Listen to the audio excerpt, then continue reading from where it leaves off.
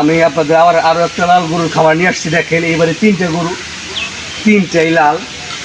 এখন আমাদের মানিকগঞ্জ, এটা ঘিউর থানা, তো গ্রামের নাম কালাচাঁদপুর। আমাদের মানিকগঞ্জ বলতে শুধু লাল গরু, তারপরে পশ্চিম মানিকগঞ্জ একটা লাল গরু বেশি। আর মানিকগঞ্জের ইতে গেলে, পূর্ব অঞ্চলে গেলে ফ্রিজিয়ান গরু পাওয়া যায় বেশি। তো এই সমস্ত গরুগুলোর হচ্ছে কৃমির ঔষধ, 3টাই সার, কৃমির ঔষধ, লিভার টনিক, ভিটামিন মিনারেল, এইগুলো দেওয়ার জন্য আসছিলাম।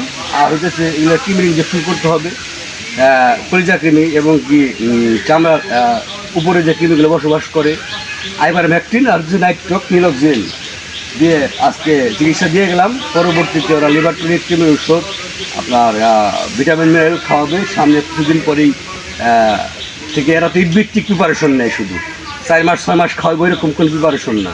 ঠিক আছে, ধন্যবাদ। সাথে থাকবেন, সাবস্ক্রাইব করবেন।